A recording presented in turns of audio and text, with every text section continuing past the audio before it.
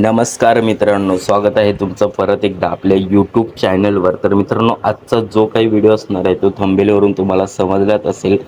तर मित्रांनो, आज आपण बघणार आहे की गणपती उत्सव लोगो डिझाईन एकदम खतरनाक, म्हणजे एकदम सरळ आणि साध्या टाईपमध्ये आपण एकदम खतरनाक आणि प्रोफेशनल डिझाईन बनवलेले आहे. तर मित्रांनो, जी काही डिझाईन आहे तर ते आपण पिक्सल लॅबमध्ये बघणारच आहे. त्याची जी काही PLP फाईल दिलेली आहे त्याला एक स्टेपमध्ये पासवर्ड आहे. तर मित्रांनो, पासवर्ड व्हिडिओमध्ये कुठेही बोलून सांगितलेलं आहे.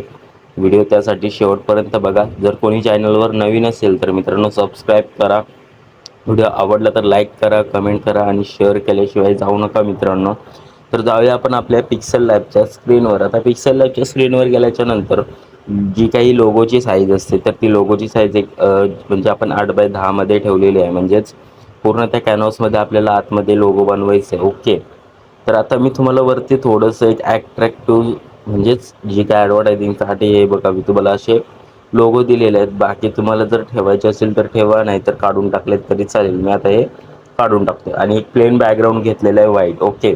आता त्याच्यावर सर्वात आधी मी काय टाकणार, जो काही माझा हे होता तो टाकणार, किंवा मग मी हे पण टाकू शकतो कारण हे त्याच्यानंतरचा PNG आहे. एक झेंडा म्हणजेच आता झेंडा टाकलेला आहे. ओके.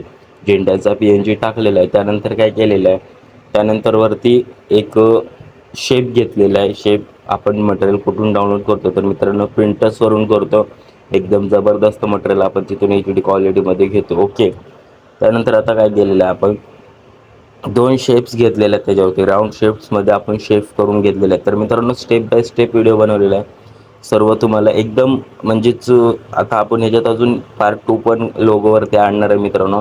त्यामध्ये पण तुम्हाला एकदम खतरनाक लोगो बघायला भेटणार आहे. हा पार्ट 1 आहे. तर एकदम सरळ आणि साध्या रीतीमध्ये आपण एकदम ॲट्रॅक्टिव्ह दिसेल असा लोगो बनवलेला आहे मित्रांनो. ओके. तर त्यानंतर गणपतीचा लोगो टाकलेला आहे आपण. तुम्ही आता हा लोगो थोडा अजून पुढे पण करू शकता, ॲडजस्ट करू शकता. फुल एडिटेबल लेअर आहेत मित्रांनो. तुम्हाला काय करायची गरज नाही, पूर्ण एडिटेबल लेवल आहे ते बघा. तुम्हाला जेवढं पुढे पाहिजे तेवढं करू शकता, नो प्रॉब्लेम. त्यानंतर काय आहे, त्यानंतर आपण काय केलेलं आहे, वर्ष 50वे. ओके. हे आपण इथे टाकलेलं आहे. आता इथे तुम्हाला दुसरा फॉन्ट हवा असेल तर टाकू शकता.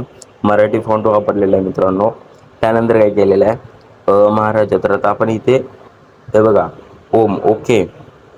त्यानंतर काय टाकलेलं आहे, नगरचा. ओके. ओम नगरचा महाराजा. ओके. ओम नगरचा महाराजा एवढं झालं.